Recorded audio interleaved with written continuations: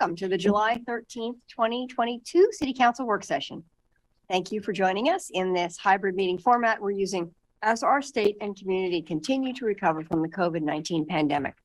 For work sessions like this one, where there is no opportunity for public comment, those wishing to access the meeting can do so by watching the live stream available on our website, the broadcast on Comcast Channel 21, or by calling into one of the phone numbers listed for this meeting on the public webcast and meeting materials web page. And thank you again for joining us. And with that, I open this meeting and turn it over to the city manager. Thanks, Mayor. We're joined today by our city engineer, Jennifer Willard, and also our public works director, who's online hybrid. So I'm just going to kick it over to you, Jennifer, and have you introduce today's topic. Yeah. So I just have probably like a 5-minute introduction just to kind of reset us all back to where we are today. I'll try and keep it really short here, but we're here to talk. I'm Jennifer Willard, the city engineer, and I'm here to talk about a proposed general obligation bond measure to finance street repair, bicycle, pedestrian, and safety and street tree projects.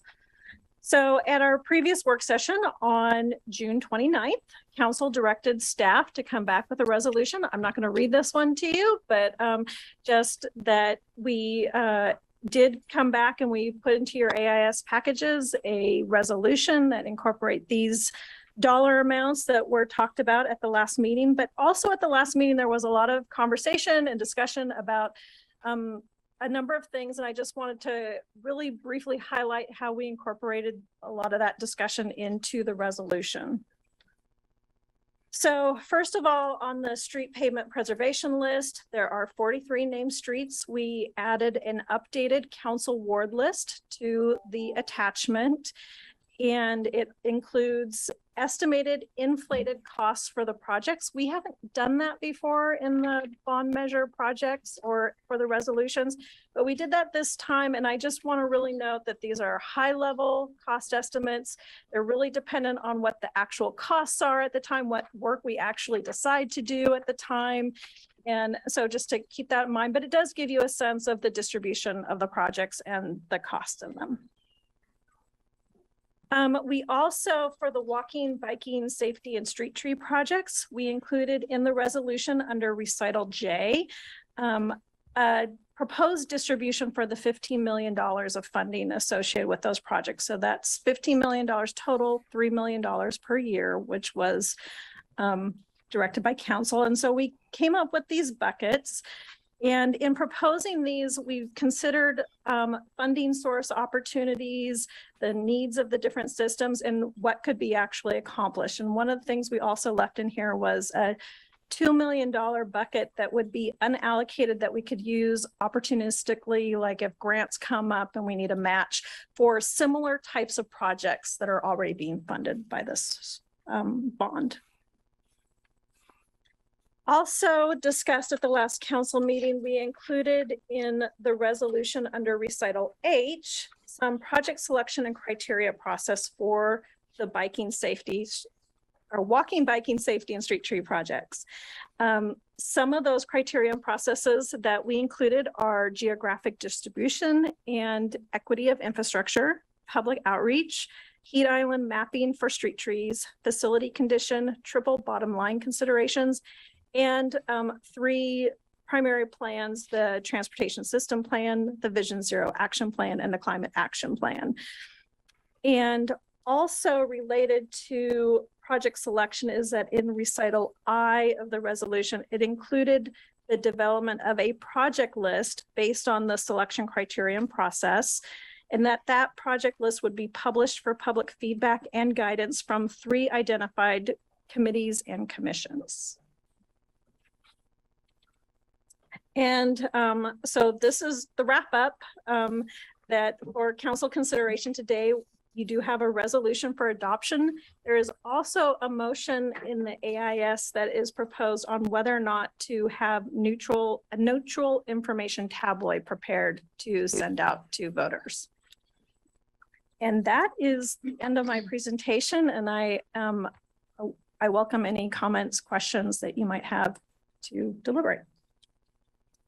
Okay, thank you very much. I was definitely expecting to see Alan raise his hand and Randy. And Jennifer. Okay, and Mike. Got it. All right, Alan, take it away. Yeah, thank you, Mayor. This is a very important agenda item. Without this, our street circumstances go backwards. And I'm happy that we're moving forward with increasing the amount for bike ped safety and street tree programs. As the author of the original motion to double it a while back and previous iterations of this, more than happy to support that part as well. And that's included in here. But one of the things that I noticed about this particular resolution was the accountability mechanisms. And in the original accountability mechanism in the subsequent street bonds, we put in place a accountability mechanism to build and garner trust of voters.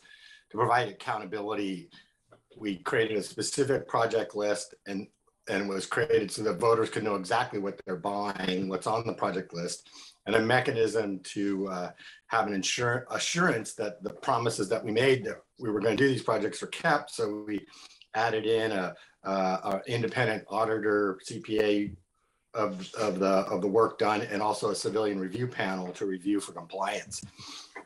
However, neither of these accountability mechanisms that we've had longstanding and are in place for the bike ped safety street tree portion project list in the resolution. So I put forward two motions, hopefully you've read them, that put the bike ped safety tree street project list on par with the accountability process that we're using for street projects, essentially the same project list.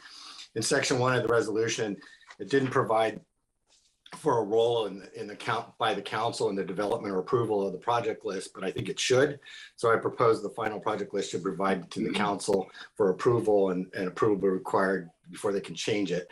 That's essentially how we do street trees. And then in section L, the resolution did not include a review of the bike ped safety street tree project list by the citizen review panel, but it should. So then the second motion adds that to the project list to the citizen review panel charge. So, and then finally, there was some comment about flexibility, and there is flexibility built into this process in that there's a $2 million of unprogrammed funds that could handle any future programs about grants and things like that. But also they can just come back to the council and adjust the plan if necessary with council approval. So I think it's important to keep faith with the voters and have the same accountability mechanisms that without running afoul of the rules around ballot measures and what we can and cannot do. So the city attorney helped craft these motions and you have them in front of you. So I would move those two motions at this time. Do you want me to read them? Actually, what you'll want to do is wait until the motion to adopt the resolution is on the table, and then you'll make each point. motion individually to amend it. And the first motion you reference is an amendment to paragraph I.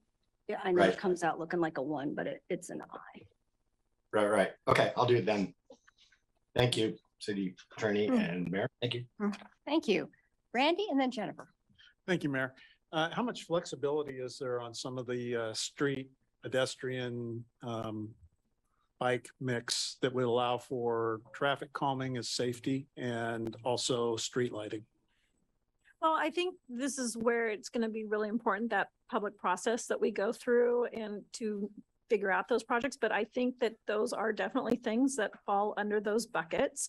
And if that's what kind of comes out of that public process to determine the project list and gets approved by council, we could definitely have those types of projects. Okay, and then the other question I had, and part of this may be addressed with Alan's motions, I'm not sure. Regarding kind of the flexibility within the ward, for example, I see a couple streets on here in my ward that don't look that bad, and there's others that are train wrecks. Yeah. So the street list is not as flexible as what is being talked about for the walking, biking, safety, and street tree list. Okay. The resolution for the street preservation work itself basically says that council can't make any changes to that list until all the projects are complete. And so that's what we've been working under. That's been the same provision under the last 3 bond measures. And typically what has happened is that we've had more money left over at the end. So we completed all the projects and then council added more projects to the list. So there isn't really any flexibility in there. And yeah, it is a little bit hard. We are trying to project out because the first projects aren't going to happen until 2025 and the last projects aren't going to happen until, I guess if I do the math, 2029. So we are trying to project what we think is going to happen to some of those streets that might not look too terrible right now, but they're at a place where they're going to need that rehab to keep them lasting for another 20 years within that time period. So basically what I'm hearing you say is we have no input. Well, no, there's definitely input, although I think Matt was hoping that we would get some input on changing the streets before the resolution would be passed. Well, I was waiting to have all the corrections made. So I guess I missed my opportunity not knowing it was there. I just think we should be able to have a little input. The public certainly holds us accountable for what does and does not happen in this city. And it's kind of hard to do that when, we're told you can't change anything. So I'm a little frustrated with that. Thank you. Okay, Jennifer and then Mike. Thank you. So just to piggyback on what Councilor Groves was saying, I can understand his frustration with that, but my understanding is that the list is generated with scientifically based data that's collected by staff. Is that correct? It is. So, I mean, we have a list that's quite a bit longer than what we had here. And what we were really looking for is to have a geographic distribution so that we were equitable across all the wards, as well as with a focus on arterials and collectors, doing as much rehab as we can before streets fall into reconstructs. And then we also recognize that there is a need to try to get some more local streets. And there was also a request for some unimproved streets. So we reached out to maintenance on some unimproved streets that we regularly get a lot of complaints about, and included some of those on the list. Okay, thanks. So one of your slides talked about the biking, walking, safety projects as wanting to have geographic distribution and equity of infrastructure. And to me, those are very different because equity is not about equal, right? It's about who needs it the most. So I'm wondering how you're planning to balance that. I think that's a question that we have yet to figure out. That'll be part of the process. So once the ballot measure passes, then we can develop what that public process is going to look like. And I can certainly commit that we could bring that back to council of what our plans are, what that process looks like going forward. Okay. Yeah, I just want to, I understand why we try to make it equal from ward to ward.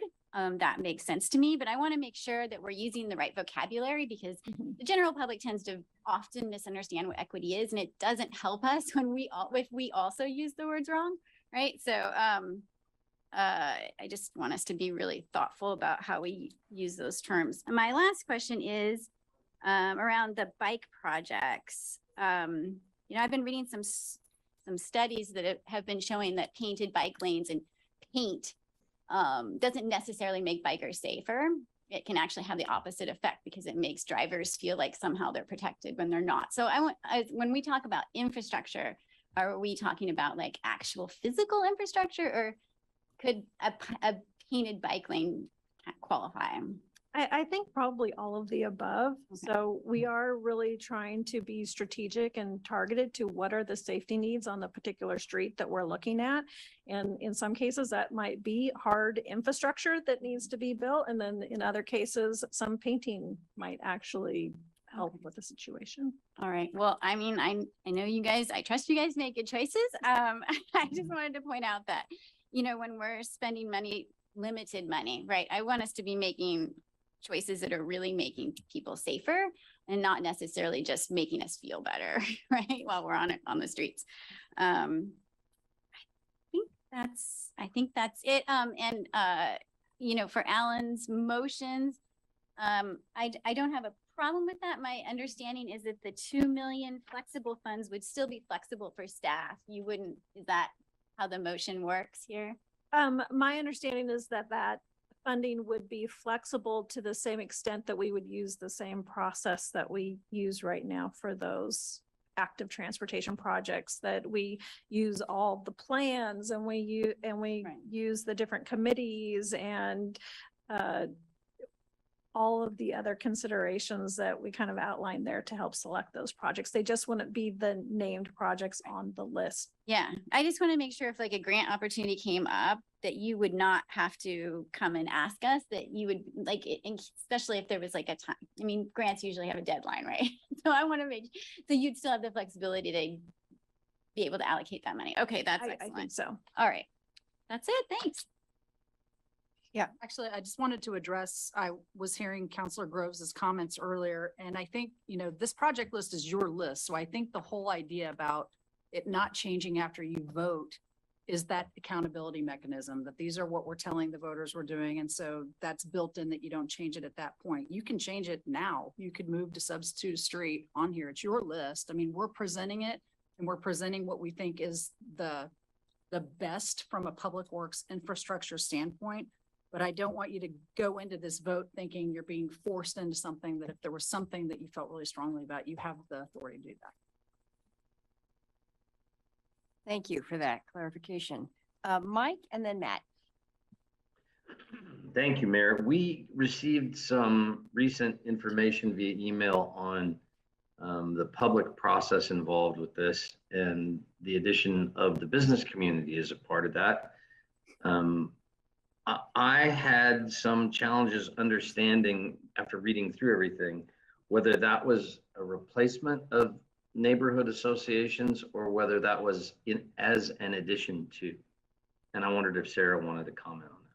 Yeah, so I had a meeting before you actually got that email. I had a meeting earlier this morning with somebody from the chamber and heard their feedback about wanting to see the business community really embraced in the public outreach process. And so I had asked staff to work on a motion that would do that. And so it specifically goes into paragraph H and calls out the business community along with neighborhood associations. So it makes it really clear we're going to do that outreach.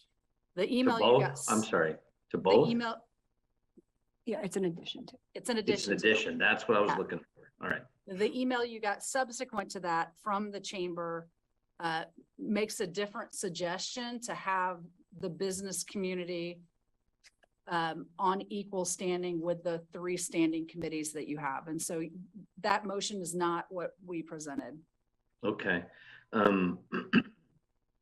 And my recollection is it says the business community, doesn't necessarily call out the chamber, but rather the business community as a whole, or was that intended to be the chamber?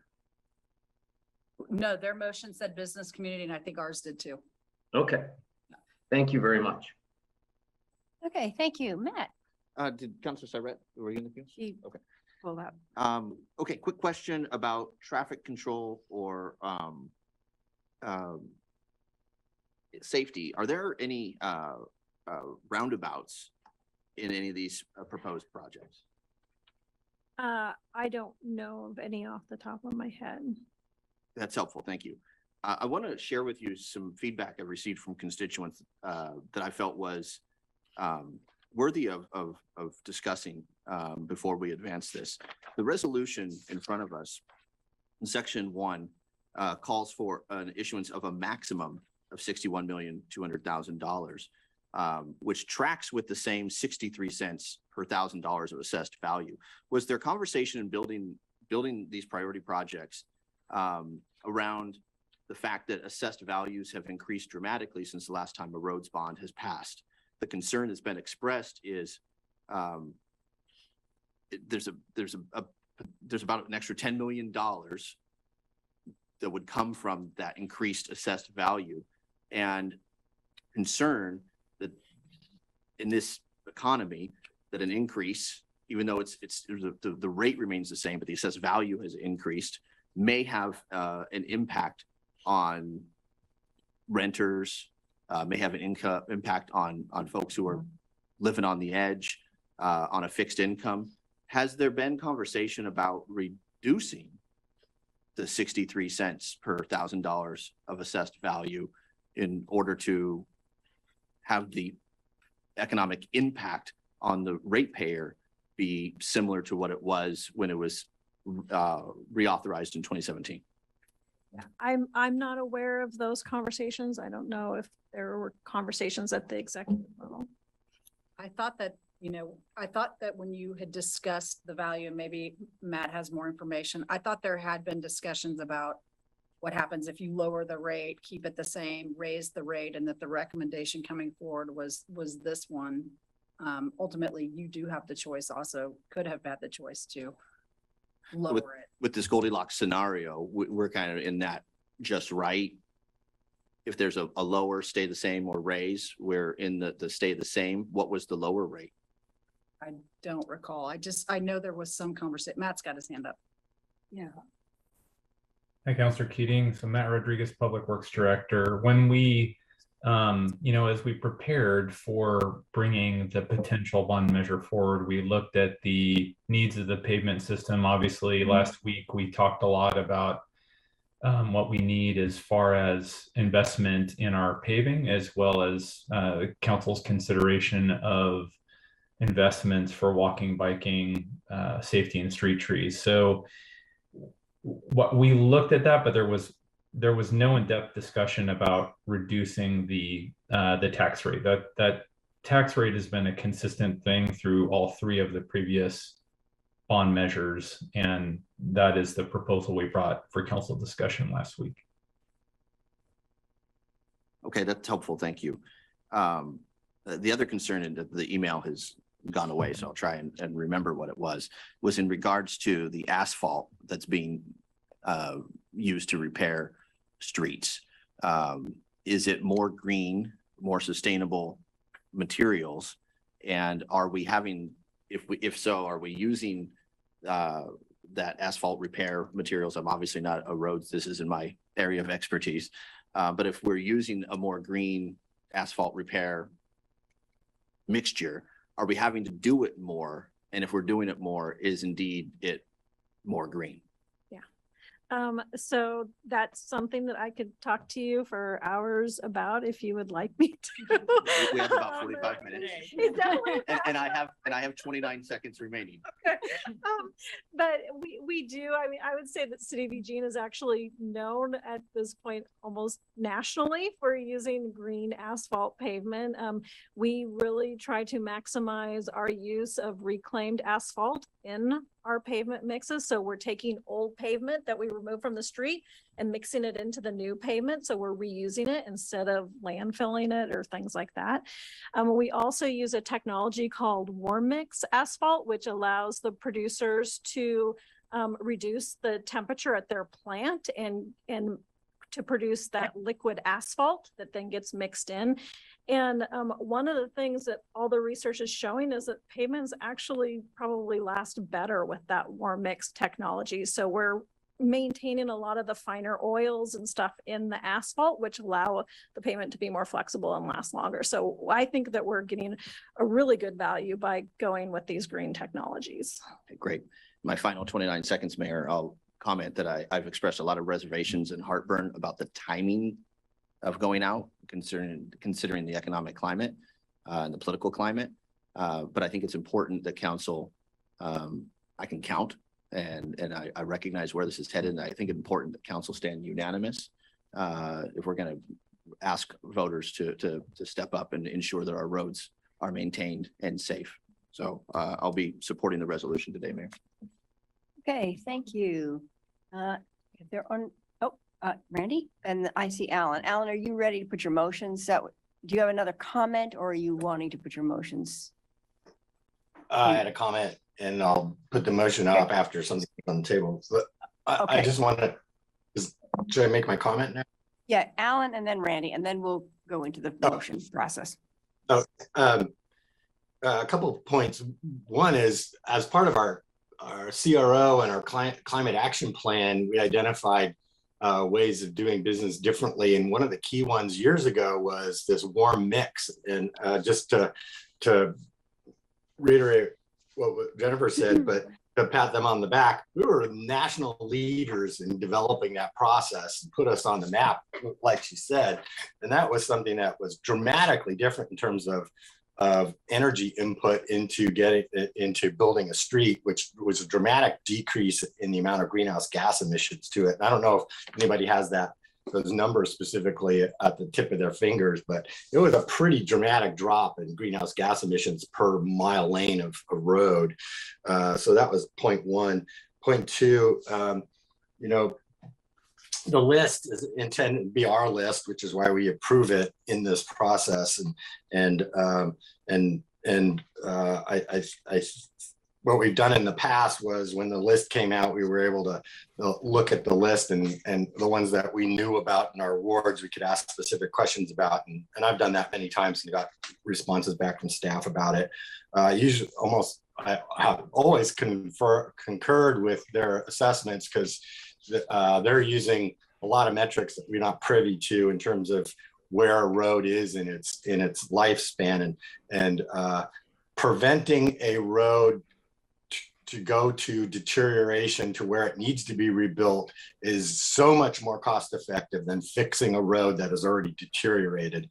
And so a lot of these projects are making sure the road doesn't deteriorate, and that's cheaper than having to rebuild a road completely. So sometimes those rebuild projects are not the most cost effective thing to do. I appreciated the staff putting the estimated costs and kind of getting rough ballpark equity in terms of distribution of the dollar amounts, and not necessarily project numbers, but dollar amounts.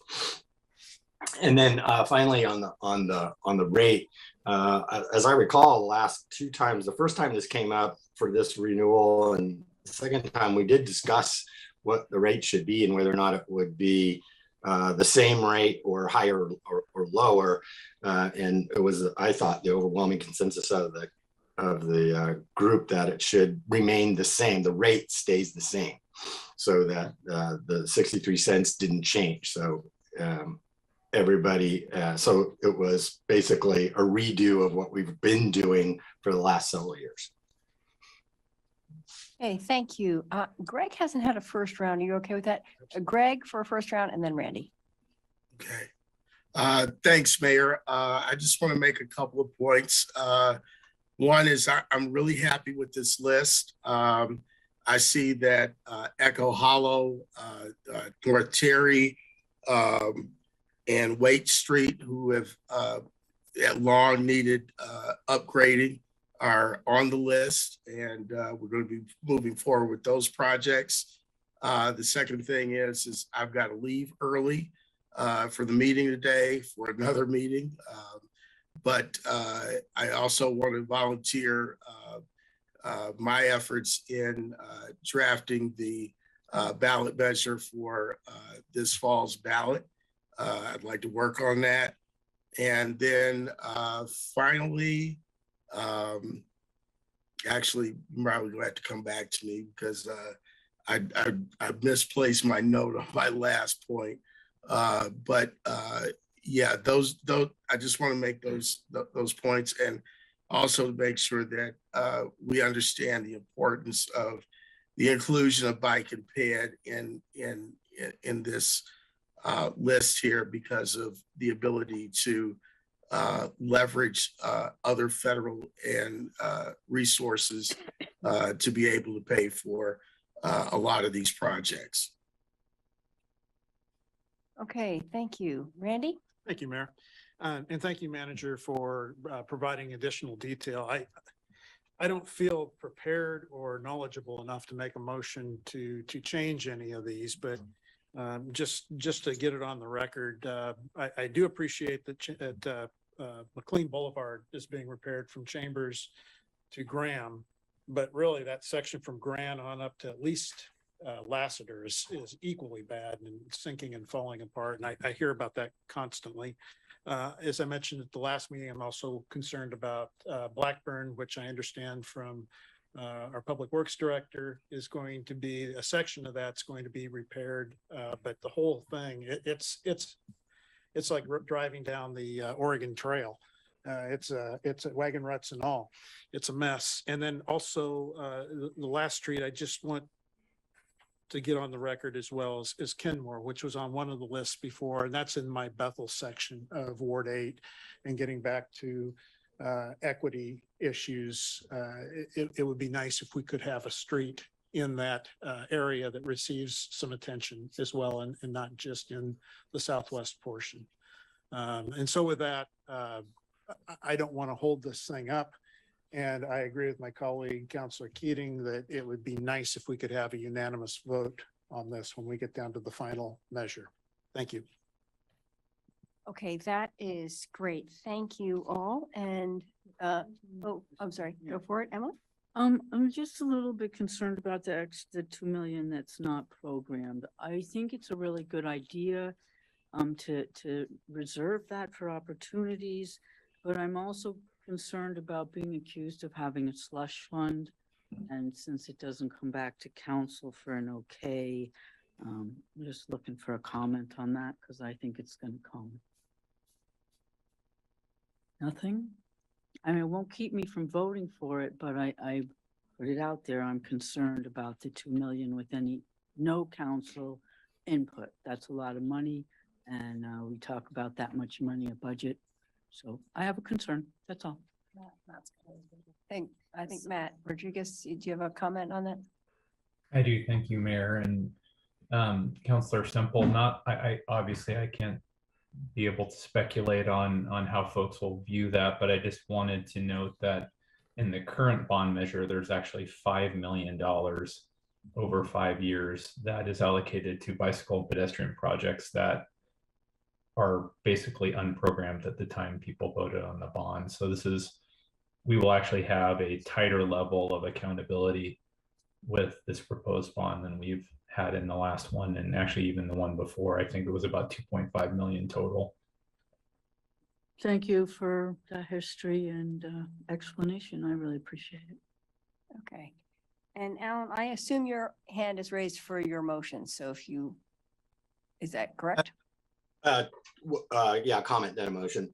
Well, okay, we're not we don't ready know. for the motion yet, Right. so. Right, so I had a comment. One, when I make the motion, Emily, you could add to the motion as a friendly that the council approves the projects that are being spent in the $2 million unprogrammed fund, if you want. And the second thing is that when we started this whole process back in the day, the amount of money that was going to bike and ped was so small. I mean, when we first did it was like $500,000, and that was doubling what we were spending.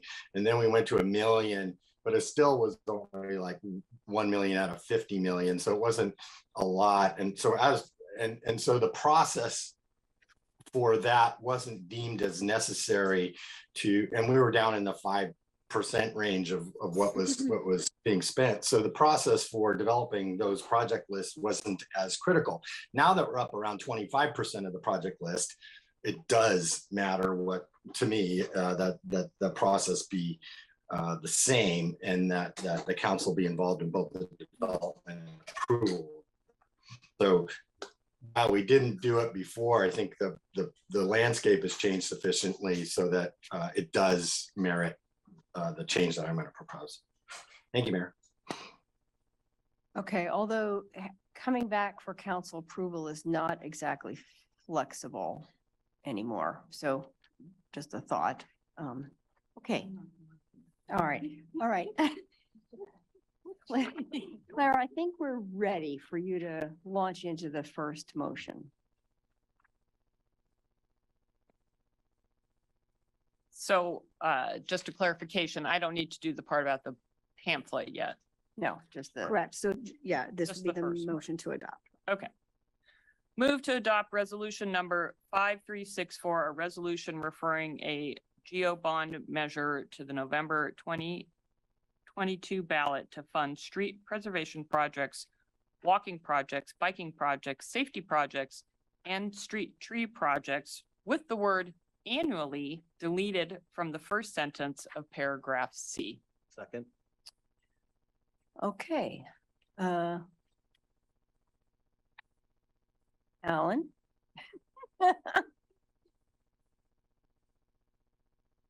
You're on mute. Oh, is it the right time now? Yeah. Thank you. With that, I moved, I'll do these as separate motions. You've got them in front of you. So this is motion one.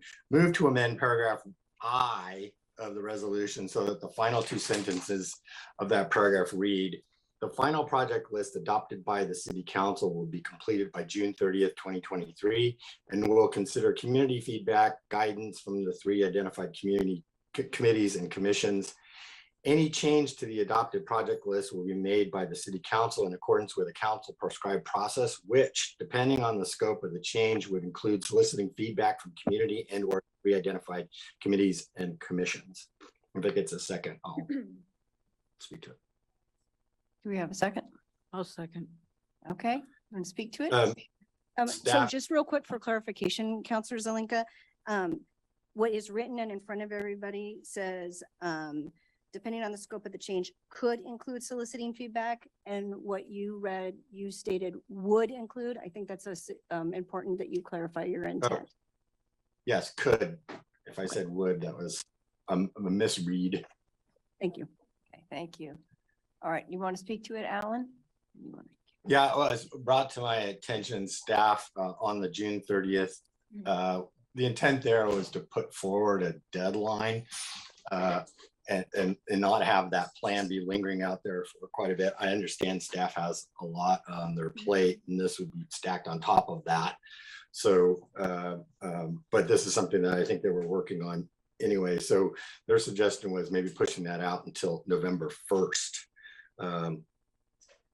Which I don't necessarily have a problem with. I think it's more important just to have a deadline than there's a specific date. When would the first projects be funded, be starting to be worked on? So technically, I mean, the most typical way is the first projects would be in construction in 2025. But in the past, we have done situations where we could get projects, if there's something we could get done earlier, we could use a line of credit to initially fund the project and then use the proceeds to pay back that line of credit at the end of when we actually receive the proceeds.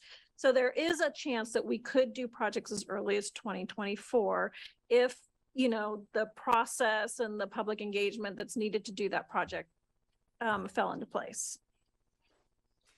Good, that's good to know. So, and so if we did a project list deadline by November 1st, then we'd have that project well ahead of any ones that we'd start, which would be 2024 at the earliest, but 2025 more likely, correct? For sure, yes. Okay, so with that, Mayor, I would change that date from June 30th to November 1st, 2023. If it's okay with this, yeah. I approve. Okay, the second. Yes, Okay. And approve. So Okay, just for clarity, the motion now reads will be completed by November 1, 2023. Yeah. okay. Claire, did you have a comment? Yeah, I have some questions.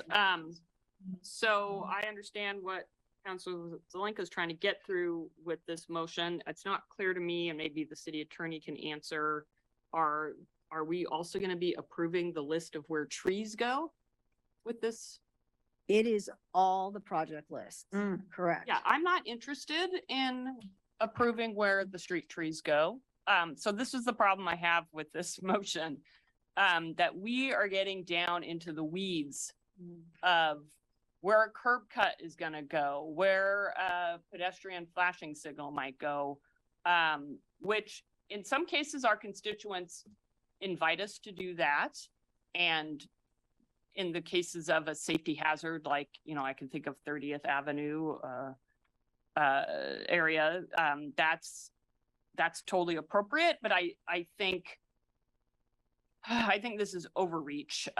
We do not have a council prescribed process by which changes are made to the street list.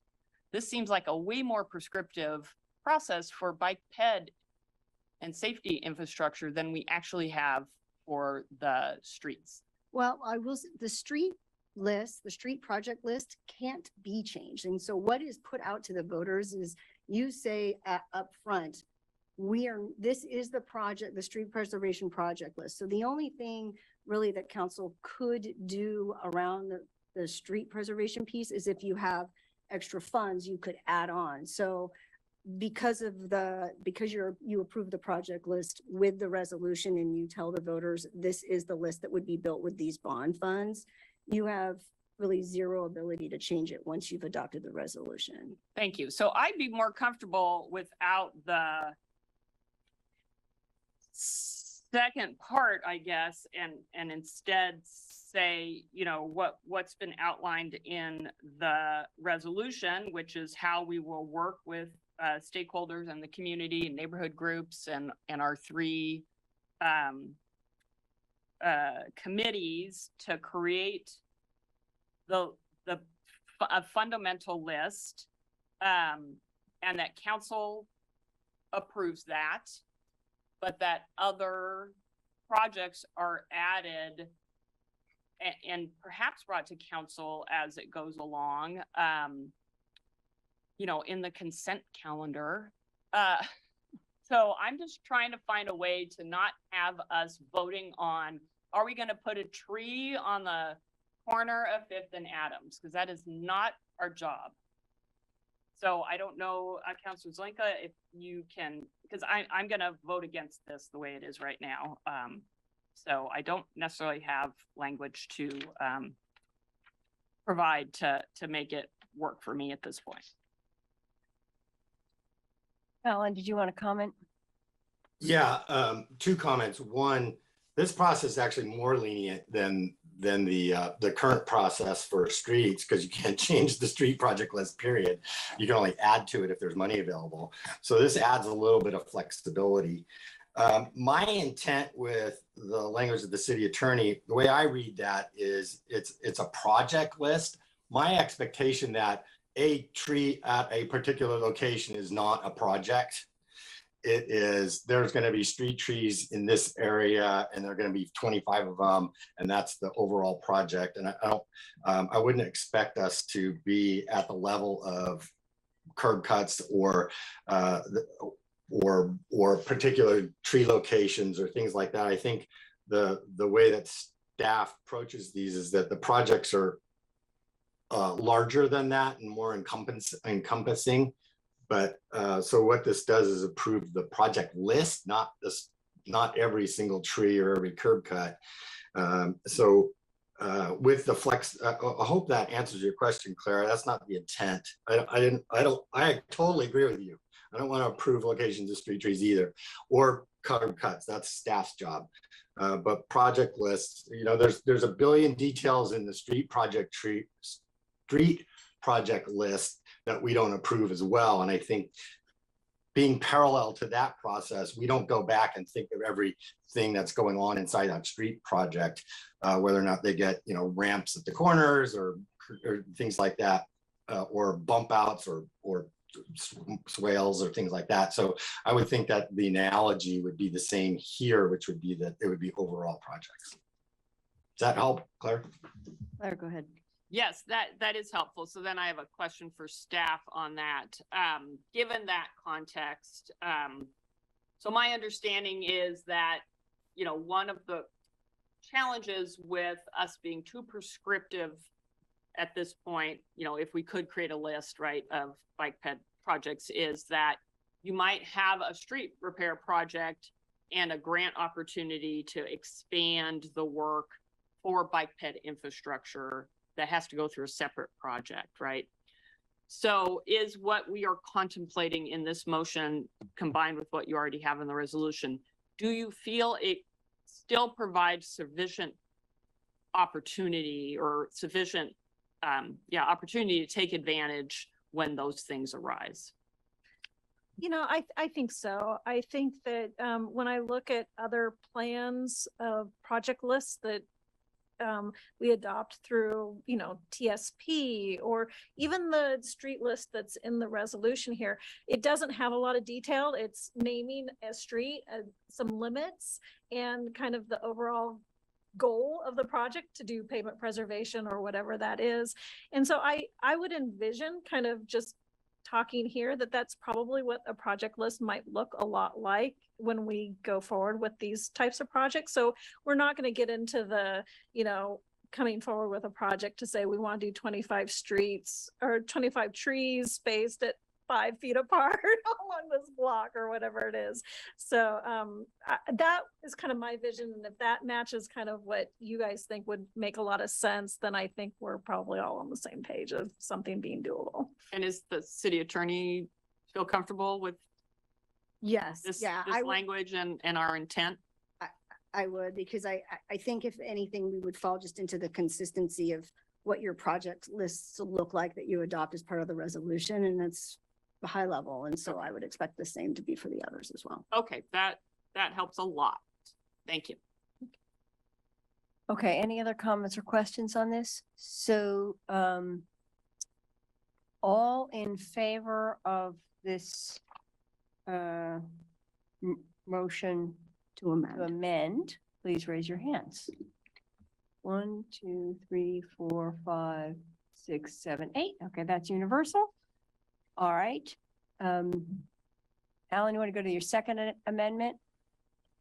Sure. One of the things that the resolution doesn't include this plan for bike ped safety and street trees in the citizen review committee. So I move to amend paragraph L of the resolution to add the following sentence at the end of the paragraph: to ensure accountability and citizen involvement in walking, biking, safety, and street tree projects. The city manager will either include these projects in the work of the Citizen Street Repair Review Panel or convene a separate citizen review panel for these projects that will prepare an annual report documenting the city's use of the bond proceeds for walking, biking, safety, and street tree projects, and noting whether the bond proceeds were used in compliance with the terms of this resolution. Second. Do you need to speak to that, Alan? No, other than to say, just puts it into the same framework. Got it. Mike? I'm wondering if the maker of the amendment includes the same provision Sarah added for including the business community in that particular amendment. It's a different paragraph. So Right. We could have another motion for that paragraph after we're done with this one, Mike. Well, actually, I'd offer it as a friendly Or you mayor can if put it that here, was okay. what the maker intended. Was a parallel of the same additional I gotcha. citizen involvement. Oh, yeah. Yes, I assumed that amendment was going to occur next, and that goes to how you develop the project list. And so adding in the business community is perfectly fine with me on that paragraph. And for this is just about the review post fact. Yeah. And the second,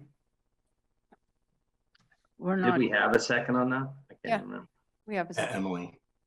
we're not, So I guess you don't need to make a friendly to this Yeah. because it's included in the next one. right, exactly. Because the next one's creation, not this one. So just to, let me just make sure we all know where Right. we are here. Okay, we are in Alan's motion on paragraph L. The request that you're referring to, Mike, was an amendment to paragraph H. So that's, so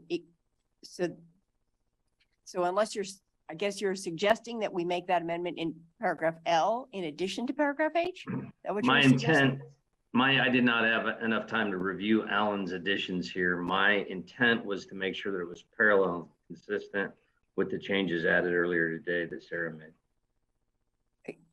I don't, Yeah, so I would say that this, Counselor Zelenka's motion stands alone.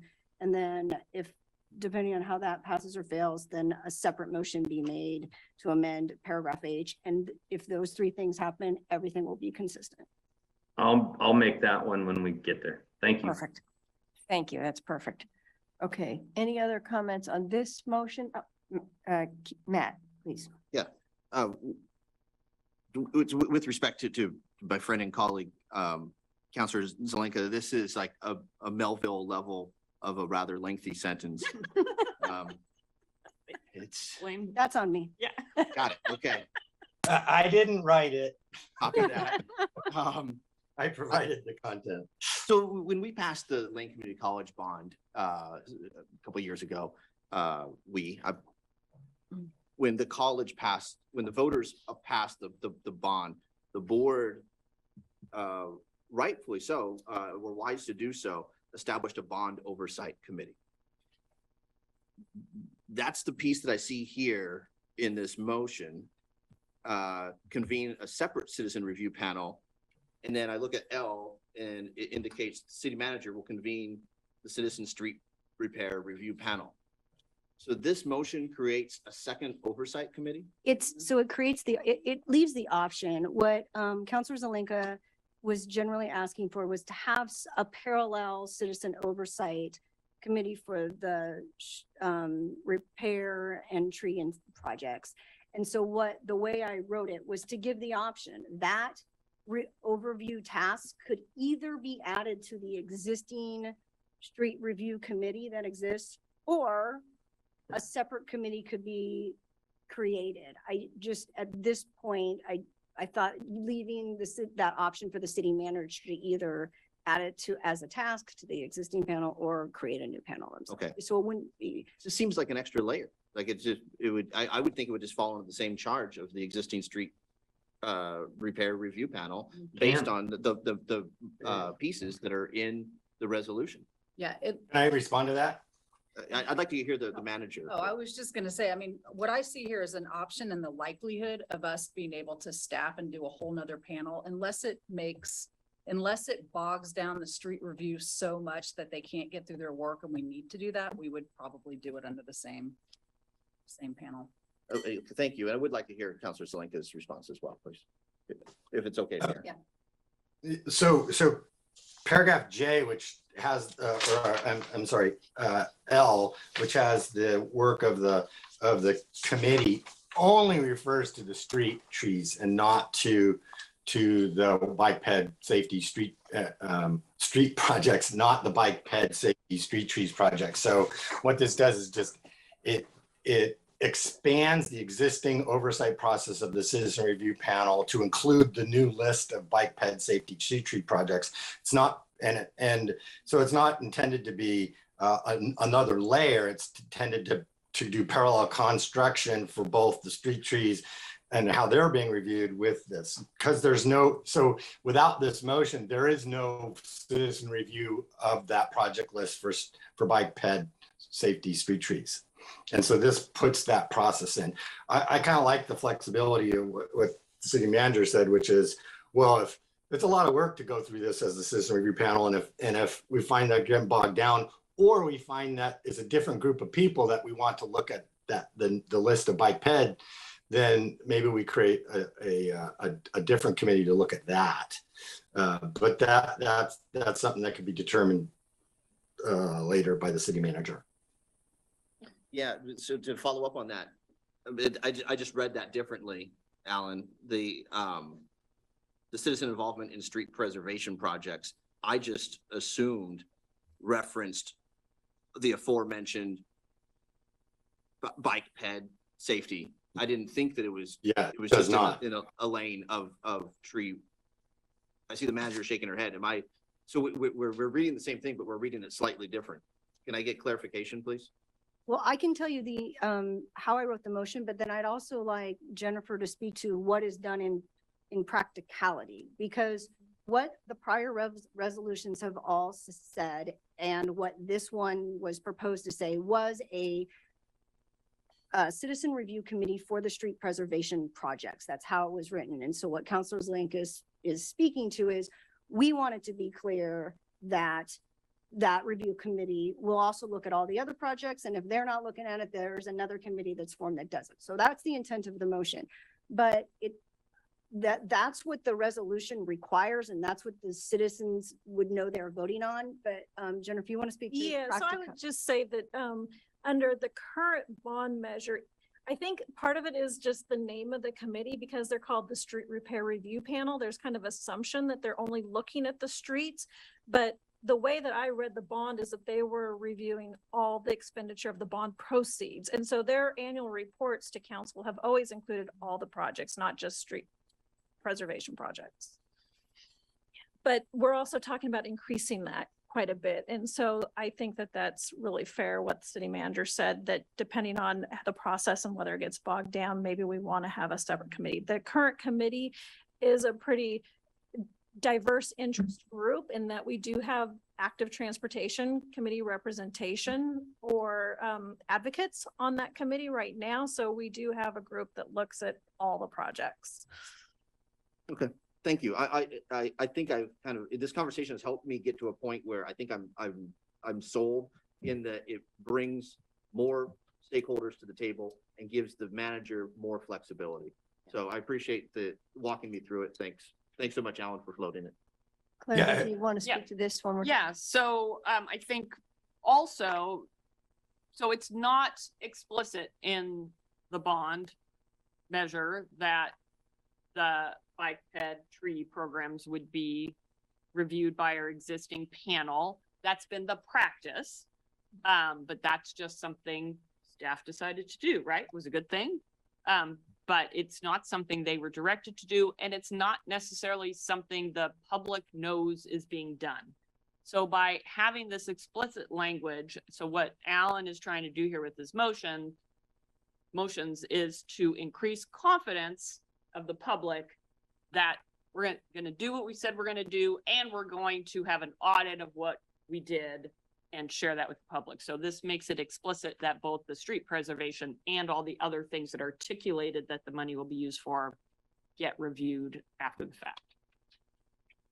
Okay, thank you. Alan, are you, can we vote on this now, or do you have one more comment? Yeah, I just wanted one more comment. So the way that paragraph L is written, it says to further promote accountability and citizen involvement in street preservation projects, comma, the city manager will. It doesn't say involvement in street preservation projects and bike ped safety and street tree projects. So this explicitly adds that in there.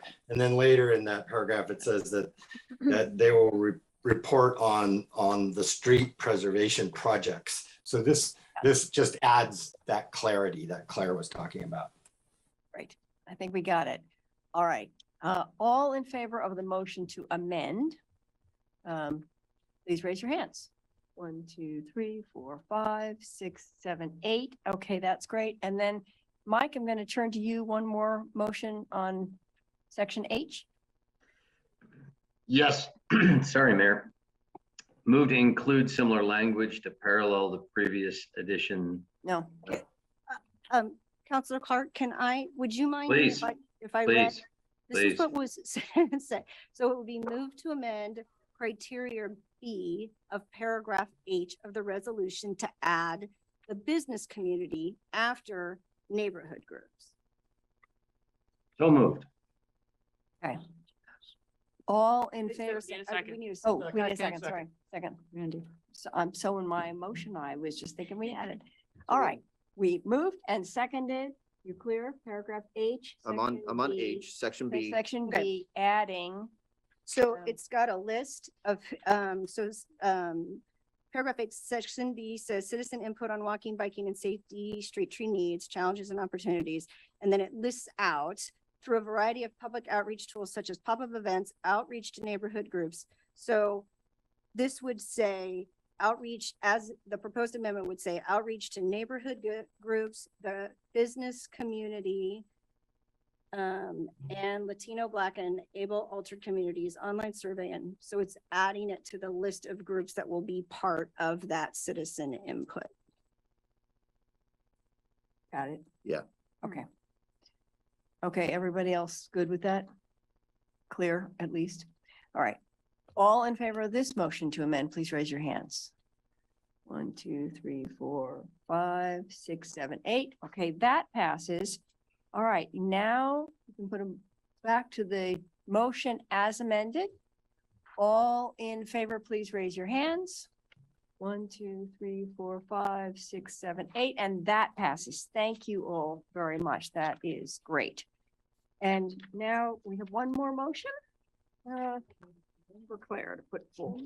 Yep, move to direct the city manager to prepare a neutral information tabloid for the GO bond measure and request that the city manager include the cost for the tabloid on supplemental budget number 1 in December.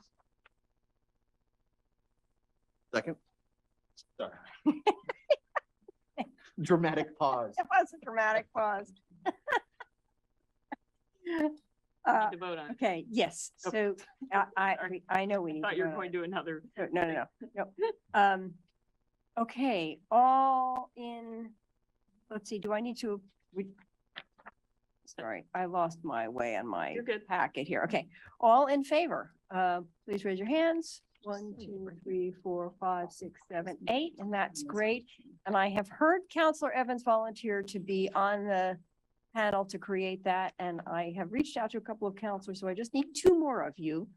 To Not it. Huh? Randy, okay, open to it. I'm gonna be a little busy, but I can, it's something I'm familiar with. Okay, so if you need me. thank you.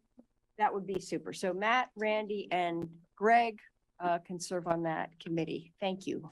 Thank you very much. Wait, is that right? Do we have to, do we vote? We have one more item related do to we- this. oh, sorry, specifically. don't- So Oh, there Go is? to your next blue sheet. But don't we have to, Simple, it's called, right, the neutral tabloid and the 3 counselors. Oh, we're separate. They're Oh, terms. right. Neutral Page 12. tabloid is generated by the Public Works Department and sent, or, Oh, sorry. Right, there's more here. Page 12, so you're right. I don't, I'm not, right? so, You're up. So just wait, for, no, wait, Yeah. wait. No, I feel like we missed a beat. I- It yeah, there's- says on my. Stand by. yeah, Move to appoint. We have to approve those. right, but that's the next item. So you just haven't Oh. gotten to that yet. So Oh, okay. what you just voted on was the neutral tabloid. You approved that. That is the document that gets mailed to citizens that I work with the Oh. Secretary of State on. They get We have to do approval the of voters neutrality. pamphlet. The next thing you're gonna work on, that you're gonna have motions on is the voters pamphlet. Oh, gotcha. Yep. And Gotcha. and your appointment. So Gotcha. Yeah, I just Okay. skipped over Mayor. the neutral. I was already on the voters pamphlet. Okay. Mayor, Yes, Alan. if 4 is not too big of a crowd, I'd like to volunteer on that group too. We'd have to notify it. We'd have to notice it. Does that, no. It's not No, quorum. no, it's not a quorum. Well, It's you not have noticed. quorum. Yeah, no, it's any public meeting, not a quorum. Okay. It's still a public Well, meeting. though. let's do the first thing first, and it's moved to, why don't you put the first motion on? Move to direct the city manager to publish and distribute a local voters pamphlet for the election scheduled for November 8, 2022 on a GO bond to fund street preservation and to authorize the expenditure of funds from the general fund council contingency account that are required to produce that voters pamphlet. Second. All in favor, please raise your hands. 1, 2, 3, 4, 5, 6, 7, and we've lost, Counselor Evans. Okay, so 7, that passes unanimously. That passes unanimously. Thank you. And now the next one, I'm writing down names. you're for writing this down the anymore. names. Okay. Move to appoint counselors Evans, Zelinka, Groves, and Keating to the voters pamphlet component committee for the street preservation GO bond ballot measure. Second. All in favor, please raise your hands.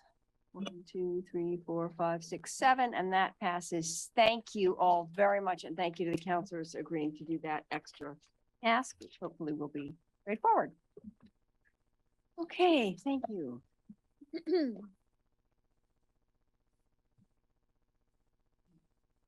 Shuffle, shuffle.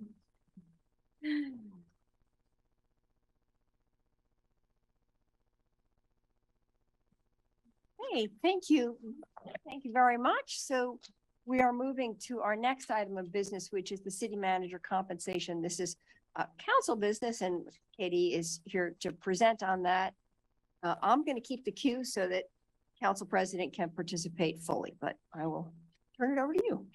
Perfect. Thank you. Good afternoon, Mayor and City Council. My name is Carrie Baraldo, and I'm the Associate Director at the Employee Resource Center. And again, today's work session is to discuss options for considering an increase to City Manager Maderi's compensation.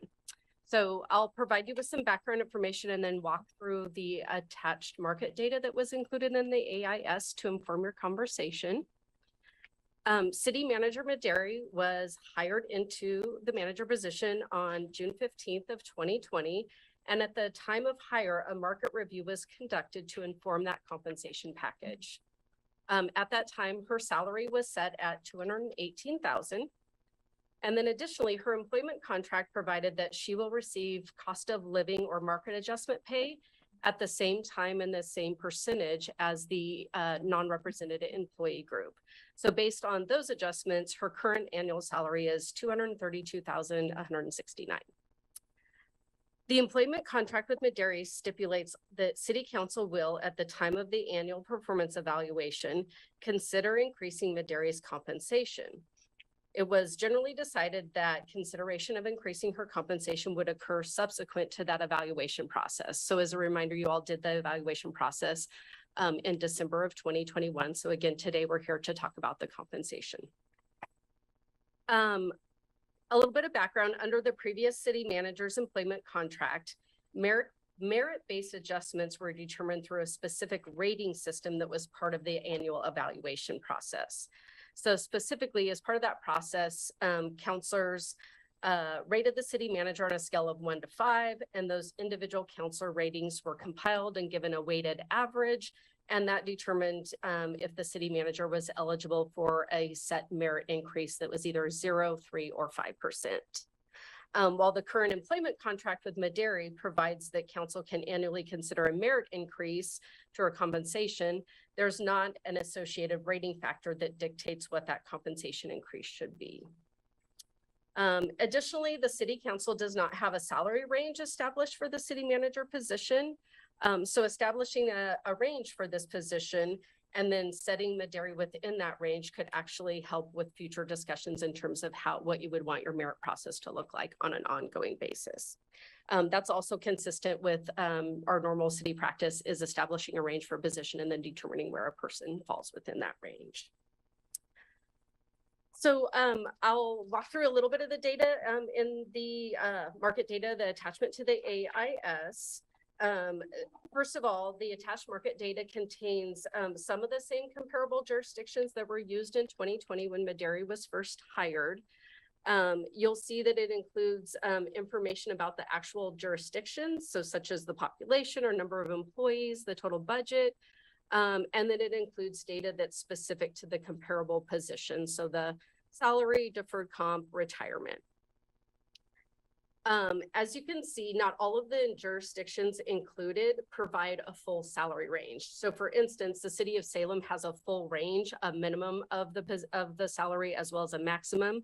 But those like Gresham and Hillsborough don't have a full range. Those amounts that are listed in the maximum salary column are what the current incumbents are receiving for pay. So it does make it a little bit tricky when looking at comparing ours, since we don't have a range to those. Some of them have ranges, others have one single amount similar to what we have right now. And then just on the bottom section there, that's really just specific to the city, Jean, and city manager Maderi. Again, it'll list what her salary is, as well as the deferred comp aspects of it. And then I would point to the data also includes average and median for the various salary components. So you'll see that in that grayed out area. So basically looking at the median for all of those different components up to and including the total compensation. A salary range based on the median minimum and the median maximum salaries would put the salary range for our city manager position at $220,000 up to $281,760. However, council is free to establish whatever salary range for the city manager position that it does deem appropriate. And then lastly, once council establishes a range for the city manager position, Maderi would need to be placed within that range. Again, her current salary is $232,169. A little bit of data just to help with this is the executive recruitment firm that we have used previously, SGR, has stated that generally a city manager's salary would be at least 10% higher than the highest paid executive position in the organization. So that would, for our organization, that would be 252,013. So that would be 10% above our highest paid executive. So again, council can either set Maderi's salary within the established salary range today, or you could authorize council president to negotiate with Maderi a salary within that established range. At this point, I'll turn it back over to you, Mayor. I'm happy to answer any questions as you all have a conversation. Okay, thank you. Are there any questions from council about this data or this process in any way? No? Do you have a plan for a motion to put forward? Hoping to get some Insight. feedback from our colleagues. Yeah. Any feedback on whether you want to establish a range or whether you, yeah, Randy? Well, since you're asking, I think we have a very good city manager. It's not that she's necessarily looking somewhere else, but I think it's important that we remain competitive in the market. And I think it's also important that she's making more than the people she supervises. And this move takes us there within an appropriate range. So I'm supportive of going ahead with it. I think that's enough. Thank you. Okay, thank you. Mike, and then Alan, and then Emily. When Randy said this particular proposition here, what was that to the 10%? If I could, sir. Do you want me to clarify?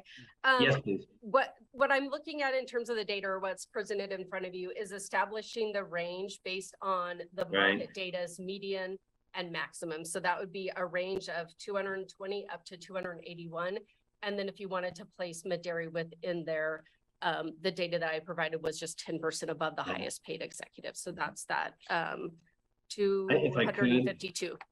Yeah, and I'm fine with the 252. I'm not in favor of establishing the range as it drives other municipalities' considerations, and it's an inflationary cycle I don't want to build into a process.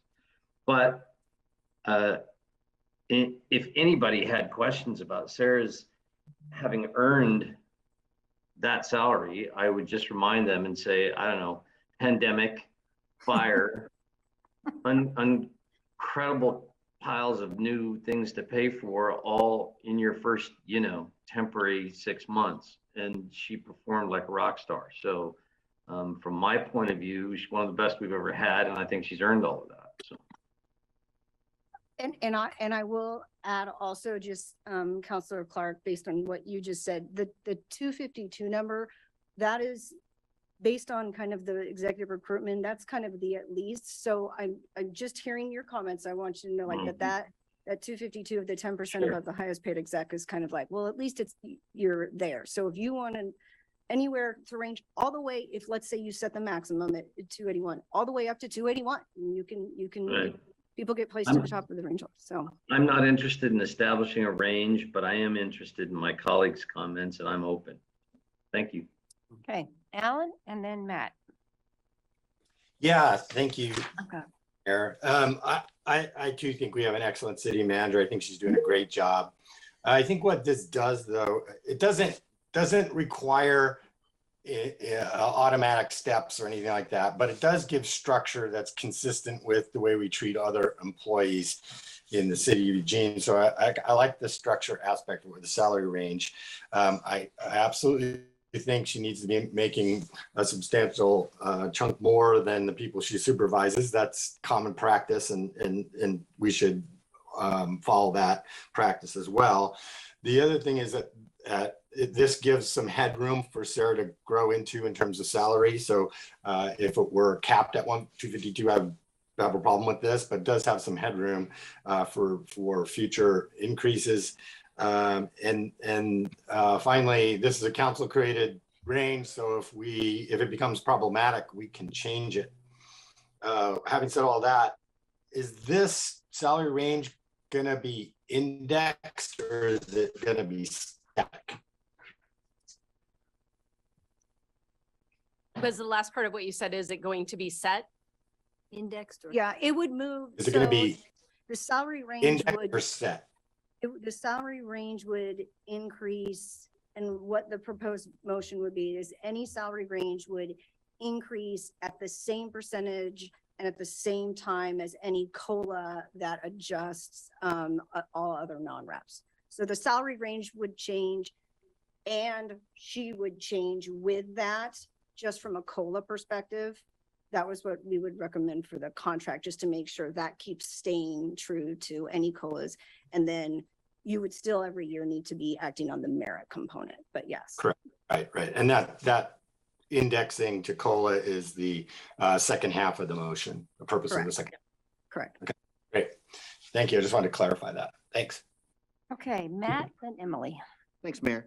There's a natural range when you look at similarly sized municipalities and what their managers are making. So whether we cement it or not, there's just the numbers inform one of where of a realistic snapshot where a manager at Sarah's level should be earning. I've long been critical prior to my public life and even as an elected official about a strong manager and a mayor council system of government. And Sarah Maderi has shattered my previously held beliefs. She is exceptional, professional, empathetic, intelligent, accessible, and flexible. And I'm supportive of making this investment in our most talented and forward-facing employee. It's not lost on me though, that the 8 of us collectively bring in $156,000 if you times $19,500 times 8 to advance the salary of our manager. 2 separate conversations, but the reality is not lost on me that it is important, I think, that elected officials get fairly compensated for the work that we do. So I hope that we can tackle that when we next crack open our charter. That's beside the point. I just wanted to illustrate my support for the proposal in front of us to fairly compensate our manager. Oh, and one final note. There is in here just an auto allowance. I think it's like $5,600 or something like that. I haven't looked at the manager's contract, or I haven't looked at that piece of the manager's contract, but I would hope that when we revisit her contract, that there's an incentive for a hybrid or an electric vehicle. I think that it's a small opportunity for us to lean into our values. I don't want that to derail the conversation or even be the forefront of today's conversation, because it's not. But I want to highlight that point so the next time we crack open that contract, that piece is addressed. All right. Thanks. Thank you. Emily and then Claire. Thank you. I think that our manager makes a lot of money, and I bet if she wants an electric vehicle, she can buy one. I'm dying to know who's the highest paid executive in our place, in our city. I'll carry this very awkward moment. It's me. All right, congratulations. At some time, I don't need it now. I would like to know the execs and what they make. I'd like to know if she got to 252,000, what her total compensation would be without the electric car. Okay, I can get that for you. But you don't know what it is right now, even though I'd have to do the quick calculation because her deferred comp is based off of her annual salary. okay, well, thank you. I'm not sure why we need the range, the minimum and the max. What does that give us? You know, we can change it. So why do we want to limit ourselves? I don't see the need for that. Anybody know why? I think it does fall in line with most of our other positions. Aside from, you do have your other two positions right now that have set amounts, but I know police auditor is in an interim role right now. But most of our other, I would say all of our other positions have a minimum and a maximum salary range. And then typically how that works is you are eligible for merit increases up to that maximum of that range, if that makes sense. And so there, to your point, I guess that could limit you, but you also have the option, which is standard, and what we would do with the other employee groups is every few years be looking at market and be determining if that entire range should be moving. So it would help, I guess, for you to know, like, if you're, when you're considering merit, you would know where she is within, you know, a regular range as opposed to just adding to her base rate. But you certainly don't have to set a range. I mean, this is just, I mean, what we're providing you is the data and the numbers. This is all, she's your employee and you can pay her a number. You don't have to set a range. It's really all within your control. We just want to make sure you have all the tools to do what you want to do and to move forward with how you want to set. I mean, it's like you don't have like a formal calculation to set her merit. And that was kind of an overall desire that we heard from the council. So that's not part in the contract. So it's really, it's all up to you on how you want to do this. I just don't think it's necessary, because when we're looking how much to pay her, we're going to get the same information as this, which gives me a lot of information. I guess if it's important to other people, I don't have a big objection, but I don't think it's necessary. Thank you. Counselor Semple, just really quick, her, if she went up to that 252, her total compensation would be 290,199. Thank you. Okay, Claire and then Jennifer. Yeah, thank you, Counselor Groves, for kicking off the conversation. I really appreciate that. So except for getting COLAs that everyone else has received, the manager has not received a merit increase, and she's been appointed interim. Is that correct? That's correct. Yeah. Okay. If we were to increase her base salary from the 232,169 to the 252,013, I'm going to ask you to do some math for me. What percentage increase does that represent? It's right around about 8.6. Okay. Ish. So in my mind, that would be both right sizing our city manager's salary in general, and providing this particular city manager with a merit increase. So I would support that increase. On the question of the range, so I'm hearing, so I support the setting a range. I think it's a little bit of an administrative tool, right? Like Counselor Semple's right. Like it fundamentally, in some ways, it doesn't make a difference, but it does give future councils, if they choose to keep the same range, you know, that backstop to say, well, if we were having to hire a new city manager, here's as low as we'd really be wanting to go. Here's as high as we think we should go. It does get reevaluated. Future councils can change it, but I still think there's some value to having it.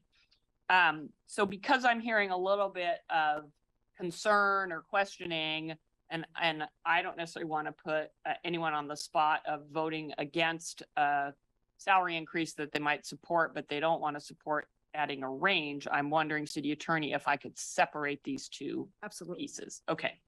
Well, I am, in my authority as council president, going to create two motions based on what I'm hearing.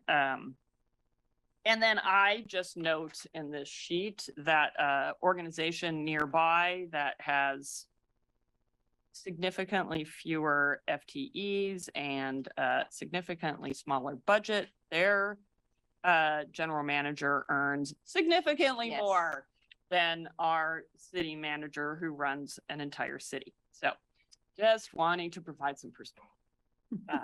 I'm happy if there's more folks in the queue to wait, and Mayor, thank you so much for running a queue for us. I really appreciate it. Okay. All right, Jennifer and then Randy, and then I'll send it back to you for motions. Okay. Thank Jennifer? you. Thank you, Mayor.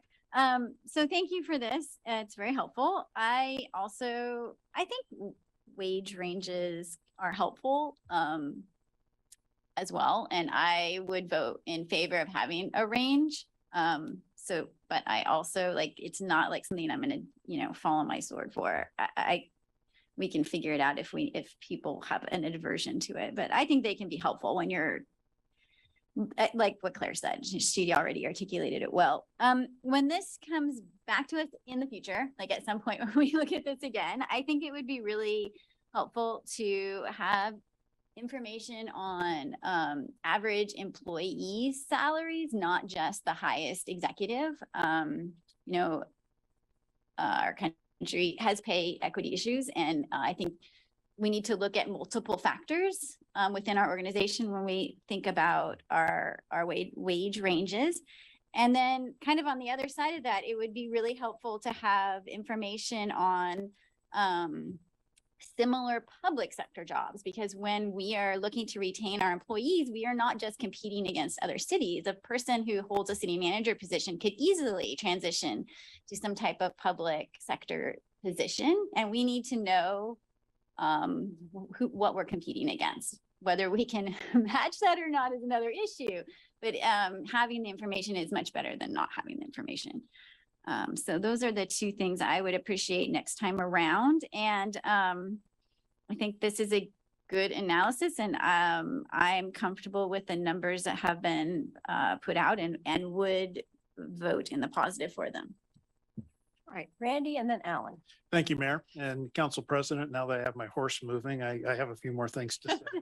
So I want to speak a little bit about our executive management team, something I know a little bit about. For example, our city attorney, not only is she very well experienced in public law, she has a law degree. She's a member of the bar. I mean, there's a lot of professional development that's gone into her. But I'll also carry that across to all of our executive managers. They are some of the top-notch performers, and I'd stack them up against anywhere. When I was consulting, I had a chance to get out and meet executive managers in other cities, as well as elected officials. And I would still hold our team up against any of what I saw. Just me personally, within a month after I retired, I was offered a no competition job for second in command of a larger market, and the salary was over $50,000 a year more. And so we tend to be low in the market, and the people that we have are here because they want to be here. But I don't think they should be penalized for that. So you pay for what you get, and you get what you pay for, as my father used to always say. So anyway, I just wanted to add that little bit of personal observation and experience, and one more time express my respect for our executive management team. Thank you. Alan. Yeah, I don't have any comments. Although I wanted to let everybody know I have a hard stop at 1:30. I could probably go 1 or 2 minutes late, but I'll have to leave if we don't vote. Thanks. Okay, well, let's get ready to vote then. All right, so I'm gonna put the compensation for the city manager on the table first. So move to authorize the council president to execute an amendment to city manager Sarah Medeiros' employment contract, setting Medeiros' compensation at $252,013, effective July 17th, 2022, updating market adjustment pay or MAP references to read cost of living allowance or COLA for purposes of annual salary and Should I stop there? Second. Okay, yeah. I don't want to confuse the two things. Yeah. No, all right. Yes, question. When we hired Sarah, we looked really heavily at how much Salem was paying, since they're roughly the same size. I think Eugene is harder. I think the number 252,013 is crazy. And I'd ask for a friendly to change it to 260. Can I make a friendly on my Yes, motion? yes, please. Well, you can make the friendly. Oh, I see. So you're proposing to increase the salary that we're offering her to 262, is that what you said? Just 260. 260. Just rounding it up. Oh, I see. I'm fine with that. Who was the second? And we haven't had a second yet. There was a friendlies out Oh, wait, there. so Well- we need, so you would actually just Oh, say. oh, no, if I'm there sorry. Hasn't been a second. No, I'm sorry. No, No, I the misspoke. motion was seconded. Motion by was second. We Council haven't had a Vice second. President. You haven't had, yeah, sorry. Okay. So do you accept, if, I heard Counselor say. I do not. Okay. Okay, So so you then would just need make to a move to motion to amend. Just say, I move to, you can. I say, move to amend the city manager's compensation to 260,000 per year. Second, From 252? Yes. correct.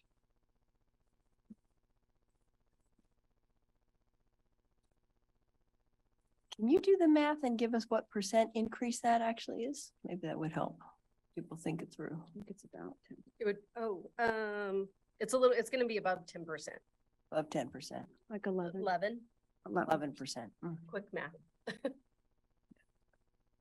Okay, all in favor of? Can we have a conversation about Sure, this, Mayor? yes, yeah. This gives me a lot of heartburn.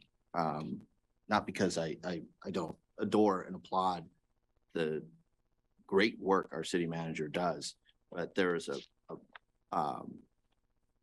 lot of diligent work that went into presenting us what the scales are. An 8.6 adjustment that, as Councilor Syret indicated, not only right sizes the city manager, but also embraces an appropriate COLA increase. Sending the signal just for the sake of rounding the number from 252,000 to 260,000, when it already is increasing from 231 to 252, a $20,000 increase, more than the annual, not salary, because we're not salaried, but the annual stipend of a city councilor. I find difficult to swallow at a time of economic uncertainty, and frontline workers who, not just in our municipality, but across the board, are grossly underpaid. I strongly support and embrace that 8.6 because of the right sizing in comparison with other municipalities and because of the appropriate COLA adjustment. I think it sends an inappropriate signal just to adjust for the sake of creating a nice round number. A 20,000 plus raise at an 8.6% is appropriate, and the time to have that conversation to increase it on that gradient going up to that $280,000, whether it's an approved range or whether it's just an assumed range. I think that time to do so is at the next performance review opportunity. I don't think that it's appropriate to do so at the council table on the fly without the due diligence that goes into presenting us with appropriate numbers. I encourage colleagues to vote no on the amendment and vote yes on the original motion. Emily? Thank you. It's not because it's a nice number, even though I like it myself personally. I'd like to remind us all that this is a competitive market and Eugene is not the only city in the country. I believe Manager Maderi is dedicated to Eugene and that this amount of money is not going to make a difference in how the city is run or anybody else's compensation. So I think it's important to send a message that we approve of the work and that we want to keep her here. The 10% increase, the 8.6% brings us up to 10% over our highest exec, which according to what I'm reading is where it belongs. And then I think we should give some merit on top of that. I think the COLA is a given. We've got to have the COLA. So those are my thoughts. One, I don't think it's going to hurt anybody. And I think we need to pay some attention to staying competitive. Thank you. Okay, Claire. I see the city attorney might want to weigh Okay. in too. I just wanted to address real quick the COLA. The COLA is happening. So her current salary right now of 232 includes the COLA that is happening. I just. We're not giving her a COLA The here. COLA is going to be built in, and what we're asking you is to continue building that into her contract. Right.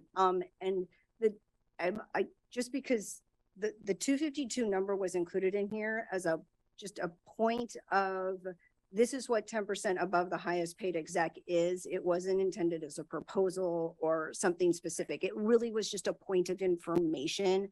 So that is, I just want to have, because it's being used as a proposal. And it was a point of information. If this is what the number is, 10% above. And generally the practice is at least 10% above your highest paid exec. So just. So I think the mayor called on me.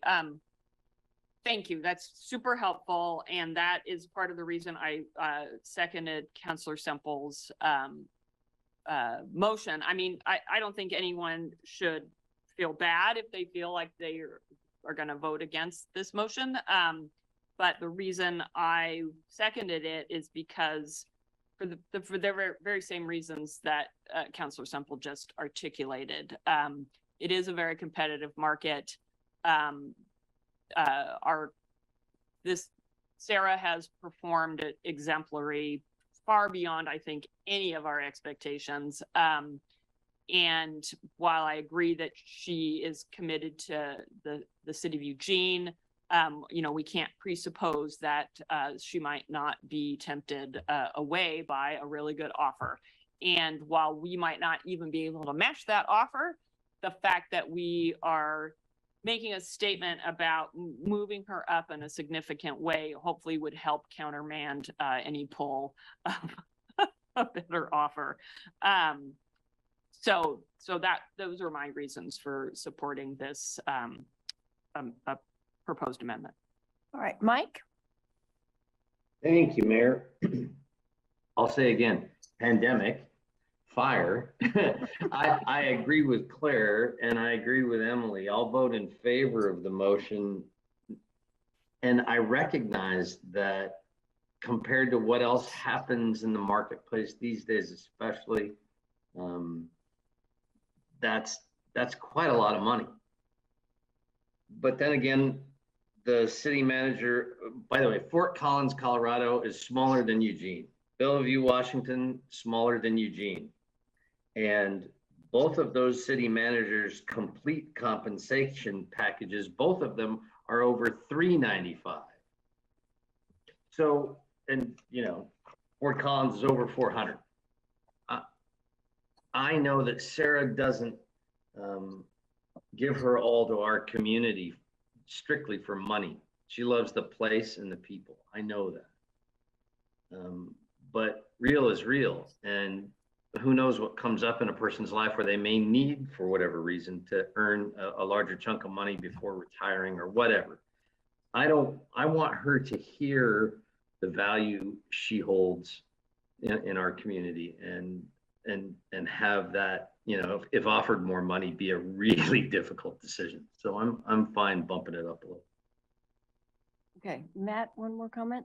Yeah, the 252 isn't the proposal, but the 252 is in the motion. Yes, yes. So it's on the table as being proposed, and that's a significant 8.6% increase from where she's currently at. I would love to get to a point over these next few years in my first term to where she is earning a 260, a 270, let's get there. That's a significant jump that potentially ties her hand when it comes to approving other raises throughout the apparatus that is the municipality.